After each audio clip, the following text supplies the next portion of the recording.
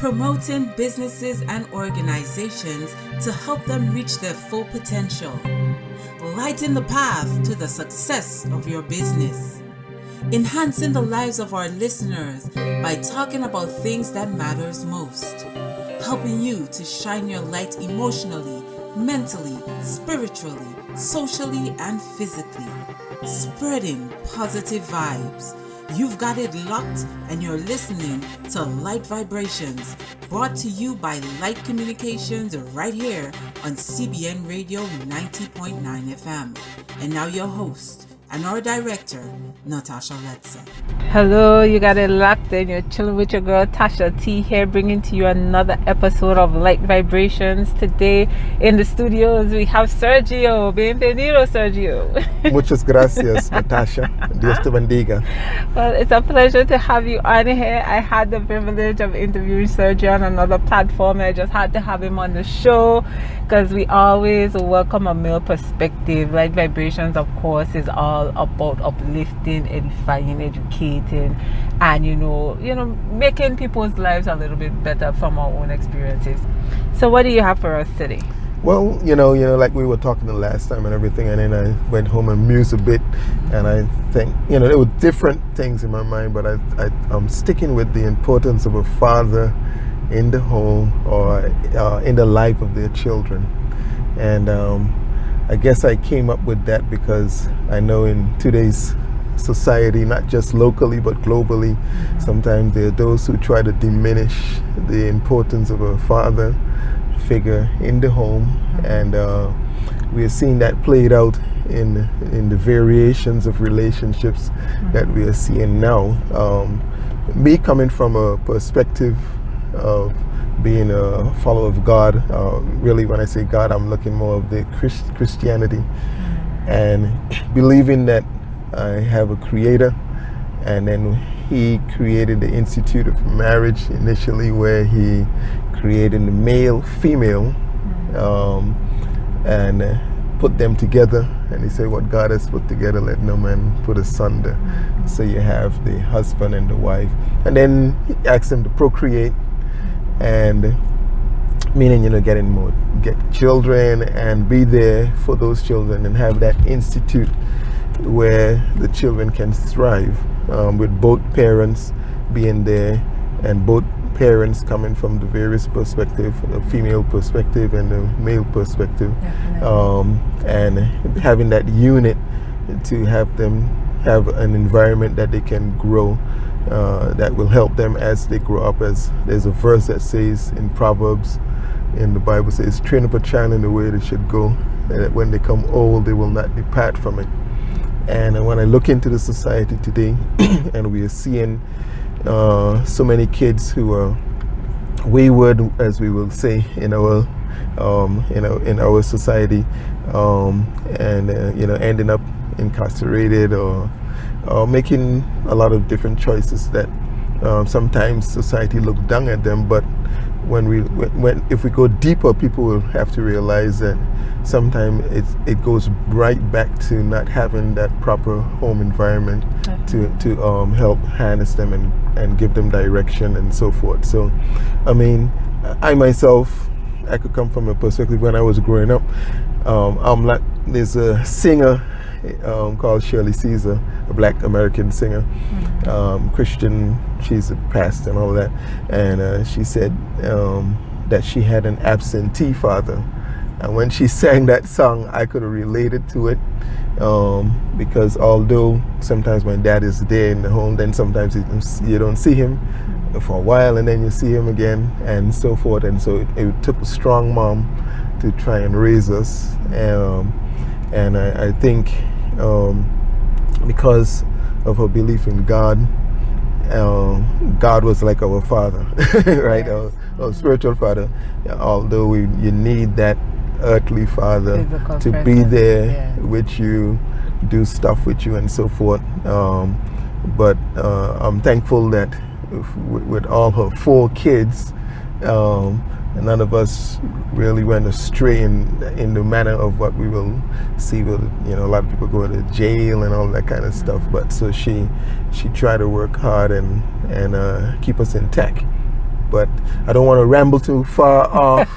But just showing you that the importance of having a father that will help curtail a lot of what we are seeing in society today. Well, I do believe, and I love this topic, that the family, if we don't restore the family, we cannot get society back to the type of society it had. Our grandparents and our forefathers have that unity and that togetherness, and the break in family is a huge cause of the demise of society on a whole. And I do agree with you that it's very important for that cohesion, for that father to be there.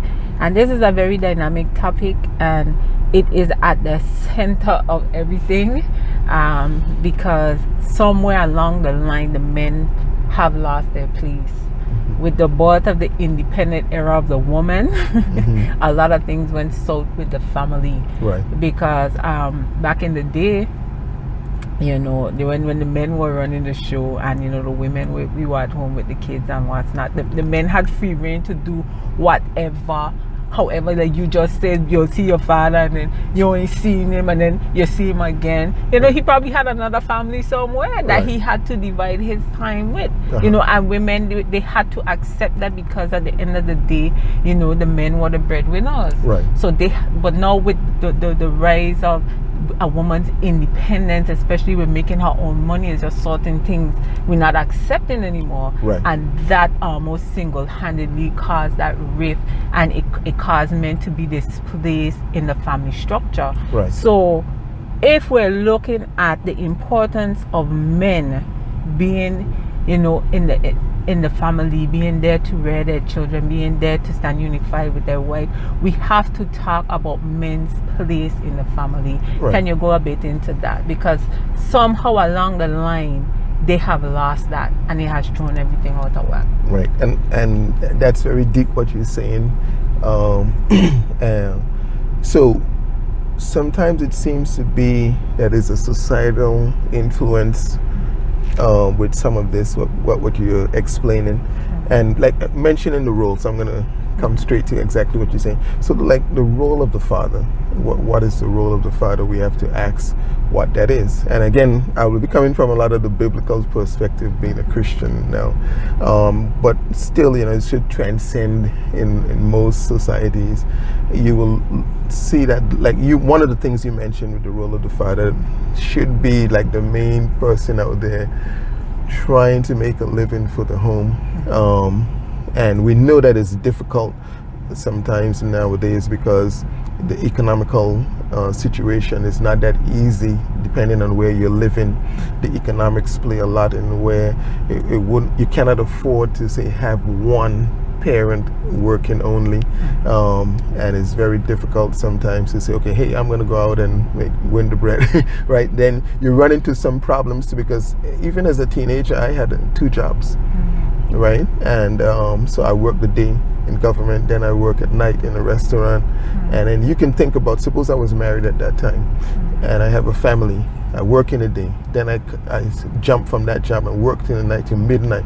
And if I had kids, then I wouldn't be interacting with those kids, or even there to protect them. What if somebody was breaking in the house or something, right? But to interact with them and help them with their homework, or help them go and play some ball with my son, or interact with my daughters and try and help groom them to understand how a proper male should be in their life, and not fall for any kind of guy who comes their way, you know what I'm saying?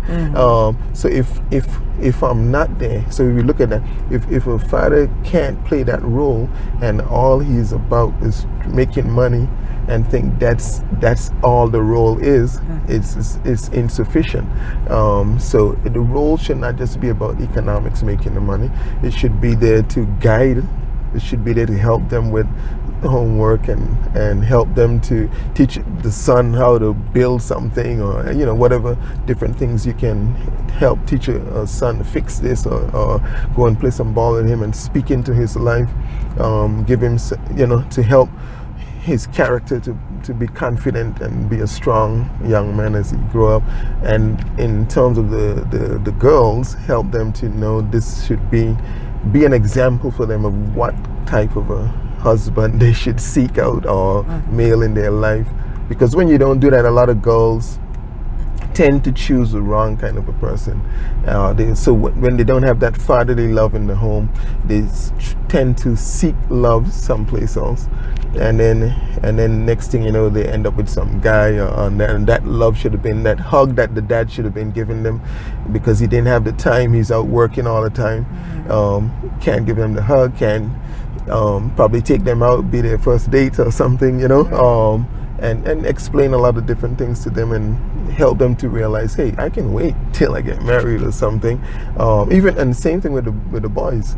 If the dad isn't there, then he wouldn't know certain things as a young man, what he should know, in different aspects of his life, and hence we see a lot of it playing out now with the homosexuality and lesbian and gay. And I know some people might not like me to say that, but if he was born a male and then eventually somehow he's probably acting out in a feminine manner, perhaps it could be the father was not around. Right, and so therefore the mom is the only influence, and therefore he is influenced more on the effeminate way, and so I think the role of the father is multi-purpose role, and kind of like what I just described in those areas. These are different ways the father can be an influence, not just some bring the money home person. And definitely in the home, when you do have a father in the home, which let's say that would account for 40% of the time, 40%, probably on the high side on that the father is in the home. And sometimes women still complain because they're either out with boys or their friends or whatever, or they walk too much, like you said, and they're even though they physically live in the home, they're not a part of the family. They're not a part of what you're saying that the children need, that the wife need, and they're not helping to build a family. They're not helping to progress the family in any way, which is very important. So where do you see as a man the males dropping the ball? Where do you see men going wrong that are leading them away from the family? And then we'll come back to see what women are doing wrong to help the men try to stay. And that's a very important question there, because where is the male going wrong? And one of the things I think I will build upon again, like you're saying, some guys think we're only there to work and make some money and bring it in the house, bring the money in the house, and you go back out with the boys like you mentioned, meaning boys like his friends, and they're liming and hanging out, and once he bring money home, that's it. That's all I'm about. And so, hey, I bring the money home, so what do you think, So he don't help wash the dishes, he don't help sweep the floor. I mean, and like we just mentioned, in today's economy, depending on where you're living, that wife is also working. Same amount of hours and sometimes more, because you have to make ends meet. So then why should we as the husband expect that lady now to come home, do all the household chores, help the kids with their stuff, and then some people will make the joke and say, and then at night he comes home after hanging with the boys and say hello, you know what I mean, wink wink, is it? And she's flag out, and if she says that, then he's upset or something. But that's a prime excuse they use to look at another woman. She ain't give me none, so I gotta look something on the side. And and a lot of it falls on his shoulder, because then you're not helping the lady out. That she needs you there. She's only human. All of us are human, but we should be there to help each other out. And that's again when God designed that institution, it was to be you're working with each other. Like somebody said, marriage is spelled W-O-R-K. It's spelled work. You got to work it. It don't just happen.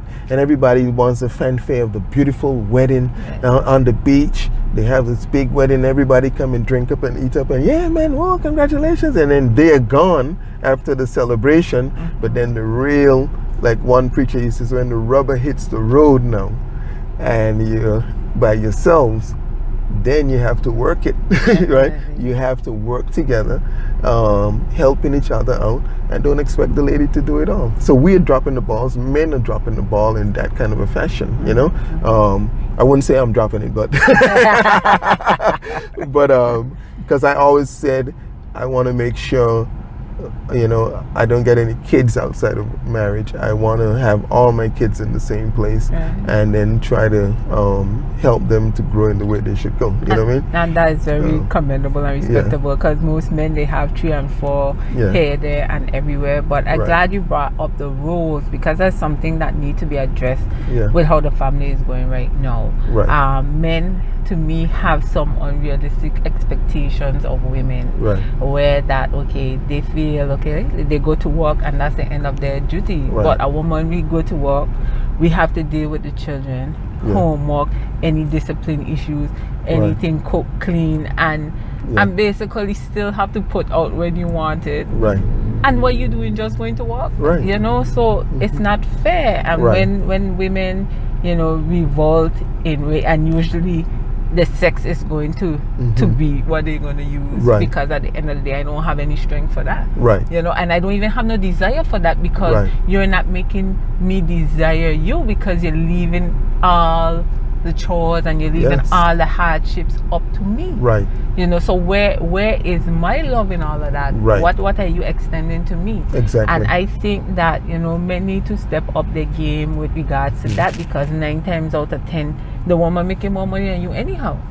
And that's another thing. Your woman making more money than you, you secretly hate her for it, but yet you still want her to, on the back of going to work, making more money than you, still want her to do all these chores, and you're still not there to give her affection, time, or attention.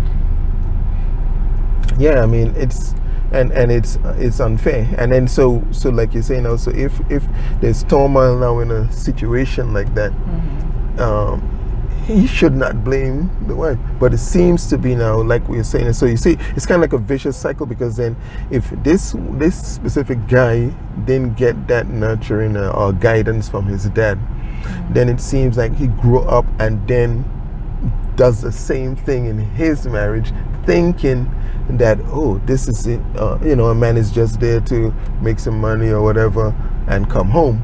So that is why it's important now. Also, Jack, I can't buy into that. Why? Because look at it. If I was on the end of a receiving end of something that I didn't like, how can I know expose somebody to the same thing? So if you were a child, like your father wasn't in the house, and you know how it affected you, you know how you watched your mother, you watched your other siblings, because of the lack of the father, you're gonna grow up to do the very same thing to your wife and children. And that's a very good question, because, and it's a good thing you're asking me, because like I told you, in my situation, my mom was there, and then my dad was in and out, you see. So that is why I said I don't want to do that to my kids, you see. I want to be able to be there. Now, however, it's not every guy is going to think that way, you see. So you have those who will just follow the example of what they got, you see. So you have the two roads. So it will now be down to that individual to make a decision. You know, am I going to follow and do the same thing my dad did, or I'm going to know, like, hey, this is the ideal that I would like to have, and so let me strive for that. But it doesn't happen like that all the time, right? So that's why we, you know, as individuals, you have to make choices, and many will make the wrong choice again because of the example that they had. And that's why it's very important, again, to have that influence of the father being that positive role model, so that the son could then carry that on into his own marriage, you know. But if it's not that way, you will probably get some negativity out of it, right? And but what I know, this is a limited time show, so I'm going to just read a couple stats for you out of it's focus on the family, and they had some research, and I mean, what they were talking about, first of all, it was like saying that neither parenting style is adequate in itself, whether the male or the female, right? Taken together, so I mean, you have to take them together and balance out and help each other, right?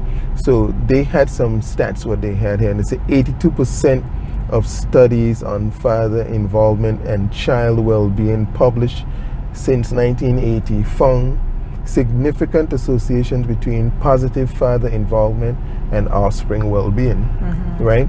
Another analysis of over 100 studies on parent-child relationships, it was found that having a loving and nurturing father was as important for a child's happiness, well-being, and social and academic success as having a loving and nurturing mother. Definitely. Some studies even indicated father love was a stronger contributor to some important positive child well-being, right, outcomes. And let me just get a little bit more for you here. They say, according to the child psychiatrist Kyle Pruitt, that's the name of the guy, a father's more active play style and comparatively slower response to a toddler or infant experiencing frustration serve to promote problem solving competencies and independence in the child. You know, when I was reading this to my wife, she smiled because she said, oh yeah, well, because, you know, sometimes in terms of problem solving, sometimes a mom might see, okay, the child struggling with something and they want to just help them get it done or pick up behind the kid and stuff. But I will say, no, leave it. Let's see what she can, you know what I mean? Yeah. So you try to help them build problem solving and then help them. So, you know, there you'll have the balance in there. Then the one last thing I was going to read off here is saying, in the words of Dr. Pruitt, positive father care is associated with more pro-social and positive moral behavior in boys and girls, right?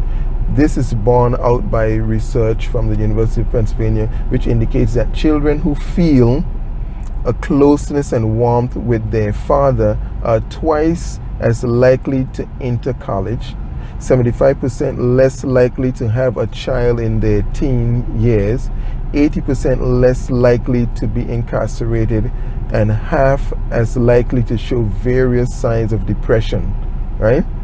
So you're seeing some of these stats here playing out in how important it is to have the father, and especially if he's doing what he's supposed to be doing. Definitely. Like you were kind of alluding to, it's not just the man up in the house and he bring a little money and then he go out with the boys and that, right? Yeah. But if it's a balance, right? If it's a balance, both mom. So we need both mom and dad working together to create that environment that can help nurture these children. Is it? That's some wonderful, stats and some information you gave there, because I really don't think that fathers really know. I'm not sure why they don't know. Maybe it's because the way society has trended lately with almost 90-95% of households children being raised by single mothers, that they think that that's just how it's supposed to be. But I encourage us, our listening audience, to take back our families, man. Do all you can. Now earlier we talked about the stuff that men were doing wrong, but we didn't get to the women. Equal opportunity there. Tell me what women are doing wrong in the house that is not encouraging the unity. Well, I would think that sometimes women, some may retaliate, just like what we were saying with some of the husbands may be behaving in a certain way, but instead of probably pulling him aside and saying, you maybe talk with him, but sometimes some of these guys that don't even not even able to listen properly and what's not, but talking with him in a respectful manner, as opposed to maybe trying to embarrass him in front of the kids, so then that will kind of push him off a bit, and so if it is something is happening, she could pull him aside and say, well, hey, I don't appreciate XYZ, or I really need some help with XYZ. The way sometimes, because it depends on the guy, all guys are not the same, but I will say if a respectful approach to any of these guys should be get better results. Whereas some might think, well, I just gonna shout at you, I'm mad, so I can just carry on with him, and then that will kind of drive the guy, okay, well, I'm going out with the boys then, you see? So and if I mean just in a scenario like that, I'm trying to think any other way, because we have the big influence of the feminist movement and this kind of stuff in life today. And as you're just mentioning that some women, they might be making more money or something, and they might think, well, okay, I have an upper hand, quote unquote, on him. I'm bringing in more money than he, so I run things here. You know what I'm saying? So then you might be disrespectful to the guy. And then again, if you come from the Christian perspective, and where it says, the Bible says that see to it that you reverence your own husband, meaning that you respect him. But it has the flip side too, like husband love your wife as Christ loved the church, and lay down his life for her, right? Exactly. And then it wraps up in that Ephesians 5, this is what I'm quoting, it says, be in subjection one to another.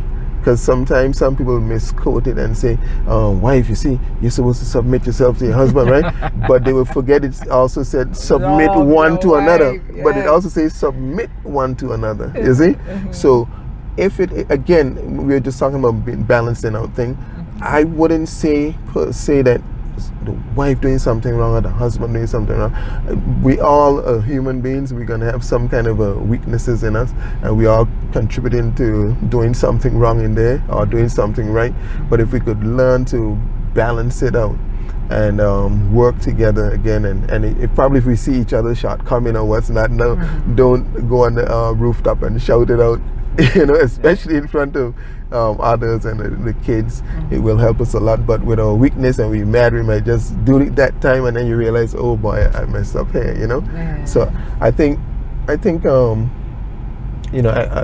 we all contribute to some of the the weaknesses in our relationships. And so if we could just get to the point where we could work together, communicate more, and that kind of stuff, right?